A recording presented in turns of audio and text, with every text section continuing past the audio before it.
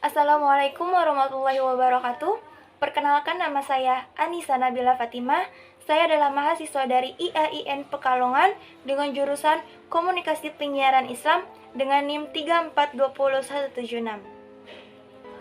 Kali ini saya akan mendeskripsikan dan mempresentasikan dari hasil mini riset saya yang dipartisipasikan oleh 15 orang santri alumni Asidikia 2 Tangerang dengan judul Peran Iman dalam Menggapai Kebahagiaan pada Alumni Santri Asidikia 2 Tangerang guna untuk memenuhi tugas ujian akhir semester pada mata kuliah Ilmu Kalam.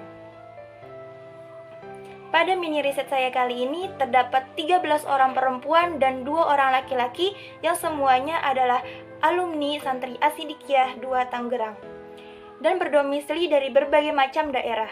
Contohnya seperti Jakarta, Tangerang, hingga luar Pulau Jawa. Akan tetapi, mereka diperkenalkan dan dipersatukan di dalam ruang lingkup, yaitu pondok pesantren. Semuanya adalah kaum milenial yang rata-rata berumur 19 hingga 20 tahun. Kebanyakan dari mereka adalah seorang mahasiswa atau seorang mahasiswi dari perguruan tinggi negeri, keperawatan, hingga perguruan tinggi swasta. Di dalam riset ini, terdapat beberapa pertanyaan yang diberikan langsung kepada partisipan dalam Google Form tentang iman dalam menggapai kebahagiaan. Soal yang pertama, seberapa pentingkah iman bagi kehidupan Anda? Dan ini adalah jawaban dari mereka. Dan ketika mereka ditanyakan, apakah ada kaitannya iman dengan kebahagiaan yang mereka alami? Dan ini adalah jawaban-jawaban dari mereka.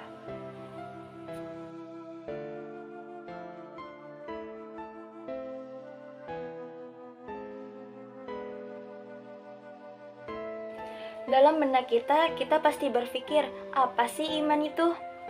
Iman menurut Kamus KBBI adalah kepercayaan yang berkaitan dengan agama, keyakinan, ketetapan hati, dan keteguhan batin. Kata iman sendiri berasal dari kata bahasa Arab yang berasal dari kata al-amnu, yang berartikan keamanan, ketentraman, hingga ketenangan. Ada satu jawaban yang cukup menarik bagi saya dari salah satu alumni Santri Asidikia 2 yang merupakan seorang mahasiswi dari Mahat Ali Riyadul Jannah. Ia menjelaskan pentingnya iman dalam kebahagiaan. Ia berpendapat bahwasanya karena dengan adanya iman, hidup dan hati kita akan selalu merasa tenang. Ketika kita memiliki iman, maka kebahagiaan itu ada. Apa yang telah ia jelaskan telah tertera di dalam ayat suci Al-Quran pada surah Al-An'am ayat 82 yang berbunyi, A'udzu billahi minasyaitonir rajim. Bismillahirrahmanirrahim. Alladzina amanu wa lam yalbisu imanuhum bidzulmin ulaika lahumul amnu wa hum muhtadun. Shadaqallahul adzim. Yang artinya, orang-orang yang beriman dan tidak mencampur adukan iman mereka dengan perbuatan syirik, mereka itu adalah orang-orang yang mendapat rasa aman dan mereka mendapat petunjuk. Dari sini dapat disimpulkan bahwasanya iman itu sangat penting bagi kehidupan dan ada kaitannya dengan sebuah kebahagiaan. Mengapa sangat penting? Karena dalam hidup kita pasti memerlukan yang namanya suatu rasa aman dari kegelisahan dunia maupun kegelisahan akhirat. Dan kita juga sangat membutuhkan suatu ketenangan dalam jiwa kita. Maka dari itu, iman itu sangat penting bagi kehidupan dan ada kaitannya dalam memperoleh kebahagiaan. Saya rasa para alumni Santri Asidikia 2 telah memahami dan telah mendapatkan suatu kebahagiaan karena imannya. Berdasarkan penelitian, para santri telah mengetahui banyak pengetahuan dan pengertian tentang iman itu sendiri. Seperti yang telah kita lihat dari jawaban-jawaban mereka yang 100% benar semua. Pertanyaan yang kedua, bagaimana caranya mendapatkan kebahagiaan berdasarkan iman? Kebanyakan dari mereka menjawab tentang cara mendapatkan kebahagiaan berdasarkan iman dengan cara percaya atau yakin kepada Allah Subhanahu wa Ta'ala.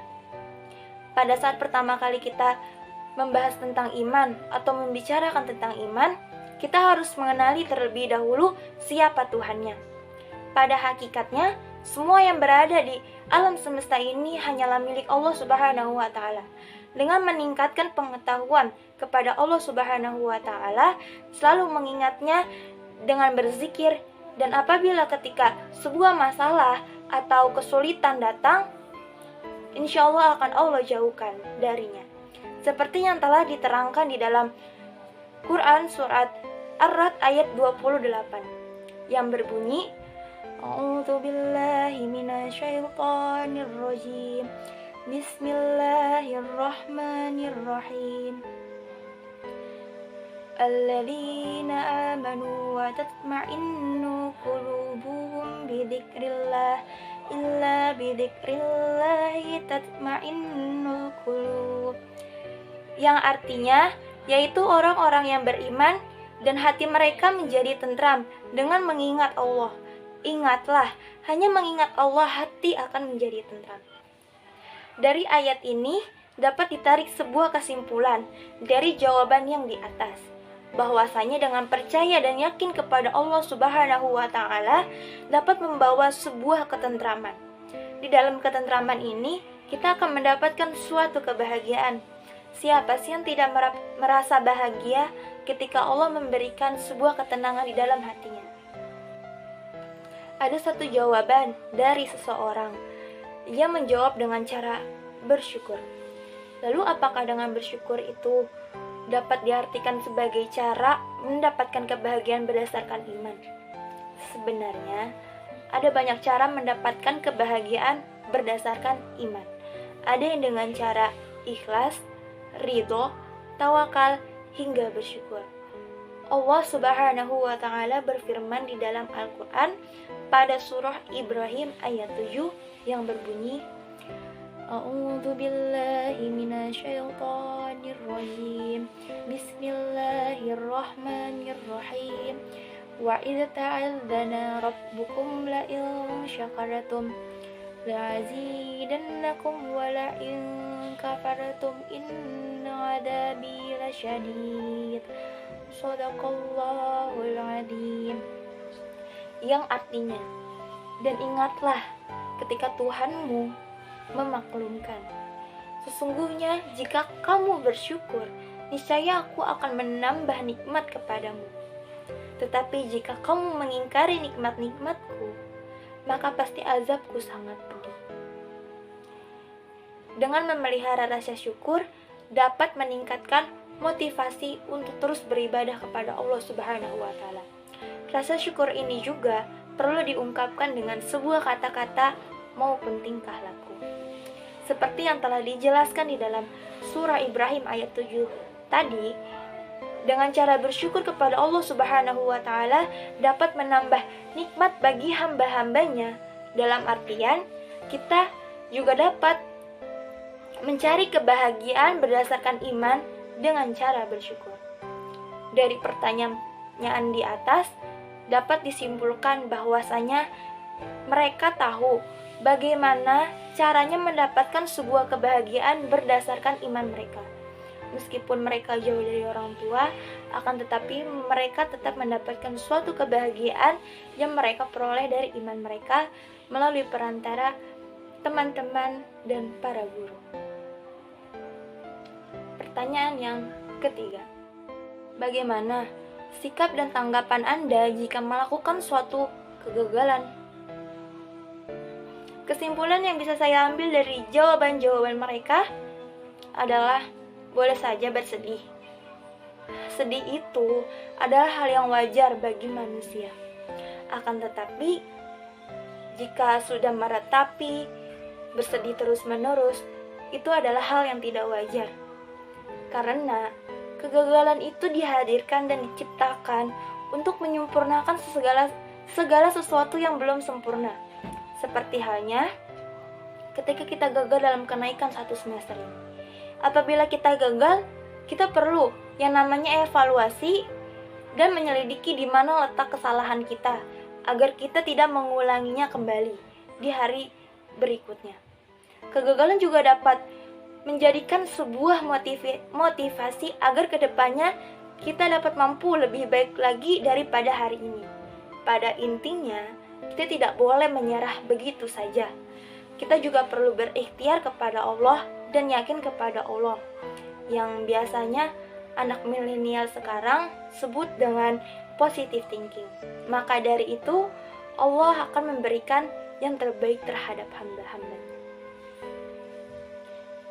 Lanjut pertanyaan yang keempat. Pertanyaan keempat. Bagaimana sikap dan tanggapan Anda jika apa yang Anda lakukan mendapatkan sebuah kesuksesan? Rata-rata mereka menjawab dengan cara bersyukur, rendah hati, tidak sombong, dan berterima kasih kepada Allah Subhanahu wa Ta'ala. Jawaban ini adalah jawaban yang sangat tepat dan familiar ketika kita mendapatkan suatu kesuksesan. Kita harus tetap bersyukur kepada Allah Subhanahu wa Ta'ala, Sang Maha Pemberi, bahwasanya semuanya hanyalah milik Allah. Kesuksesan itu hanyalah milik Allah Subhanahu wa Ta'ala. Lalu apa yang perlu disombongkan oleh kita? Lalu apa gunanya kita untuk tinggi hati di hadapan sesama manusia? Sesungguhnya semua hanyalah milik Allah. Dan tak lupa pula, dengan mendapatkannya sebuah kesuksesan bukan berarti kita berhenti dan telah mencapai titik akhir dalam perjuangan dan usaha kita. Bahwasanya kesuksesan adalah langkah baru untuk menjalankan kehidupan dan rintangan-rintangan yang baru. Maka dari itu, usaha untuk meraih kesuksesan yang sesungguhnya tidak berhenti sampai di titik yang telah kita temukan. Kesimpulan yang dapat diambil dari dua pertanyaan di atas adalah ketika kita mendapatkan suatu kegagalan, maka kita harus menerimanya dengan lapang hati. Karena Allah Subhanahu wa Ta'ala ketika memberikan suatu kesusahan, pasti Allah akan memberikan penawarnya, yaitu kemudahan. Seperti yang telah tertera di dalam Al-Quran pada surat Asy-Syarah ayat 5-6 yang berbunyi, A'udzu billahi minasyaitonir rajim. Bismillahirrahmanirrahim. Fa inna ma'al usri yusra. Inna ma'al usri yusra. Shadaqallahul adzim. Yang artinya, karena sesungguhnya sesudah kesulitan itu ada kemudahan. Sesungguhnya kesulitan itu ada kemudahan. Dari ayat tersebut telah jelas bahwasanya setiap kesulitan pasti ada kemudahan. Kemudahan itu pasti akan ada ketika adanya sebuah kesulitan. Bukankah Allah menciptakan segala sesuatu di dunia ini berpasang-pasangan? Ada lelaki, ada perempuan, ada malam, ada siang, ada gelap, ada pun terang. Begitu juga dengan sebuah kesulitan pasti ada kemudahan. Maka dari itu, jangan mudah untuk menyerah, karena dari kegagalan itu akan mendapat banyak pelajaran yang dapat kita ambil dari sebelum-sebelumnya. Lalu, bagaimana tingkat kesuksesan dan kegagalan bagi para alumni santri? Tingkat kesuksesan dan kegagalan bagi para alumni santri dapat dilihat ketika ia telah keluar dari pondok tersebut. Ketika ia telah terjun di masyarakat, ilmunya itu dapat bermanfaat atau tidak, dapat diamalkan dengan baik atau tidak. Jadi tergantung dari dirinya sendiri. Pertanyaan terakhir, pertanyaan kelima. Pertanyaan kelima. Bagaimana Anda meningkatkan iman dan bagaimana Anda mendapatkan materi tentang iman? Sebagian besar mereka menjawab dengan mengingat Allah, bersyukur, percaya terhadap rukun iman, dan berikhtiar. Dengan kita selalu mengingat Allah Subhanahu wa Ta'ala dengan berbagai cara, hal ini juga dapat meningkatkan iman kita. Allah Subhanahu wa Ta'ala berfirman di dalam Quran surat As-Sajdah ayat 4 yang berbunyi, A'udzu billahi minasyaitonir rajim. Bismillahirrahmanirrahim.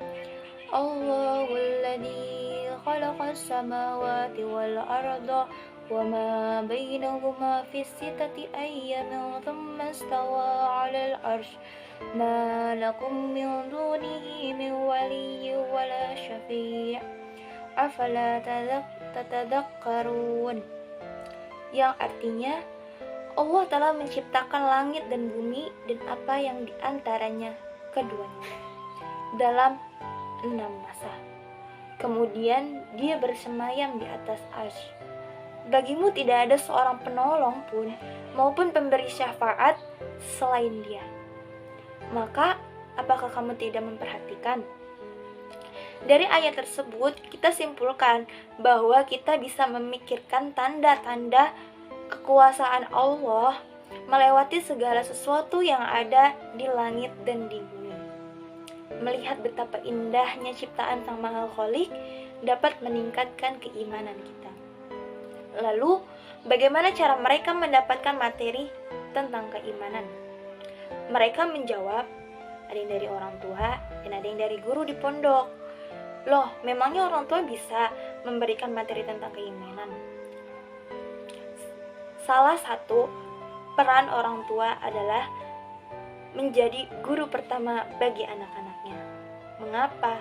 Karena orang tua adalah orang yang pertama kali dilihat oleh anak-anaknya, yang pertama kali ditiru oleh anak-anaknya, lebih sering bertemu dan lebih memahami sikap dan pertumbuhan seorang anak. Apabila orang tua memberi materi tentang keimanan pada anaknya, maka seorang anak lebih mudah memahami dan mengerti dari orang tuanya. Lalu bagaimana dengan jawaban? Mendapatkannya dari kehidupan orang banyak.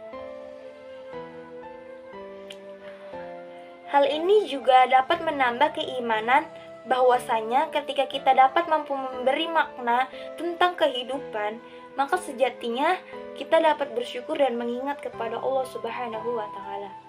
Ada banyak cara mempelajari tentang iman dari media sosial yang selalu mereka tonton tentang kajian-kajian.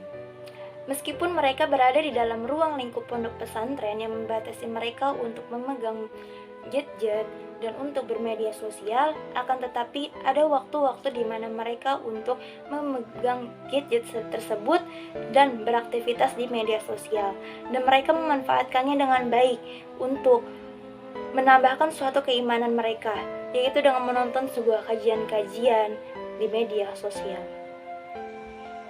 Cukup sekian deskripsi dan presentasi dari hasil mini riset saya. Video ini saya buat untuk memenuhi tugas ujian akhir semester ilmu kalam KPIB. Kurang lebihnya mohon maaf jika ada yang salah.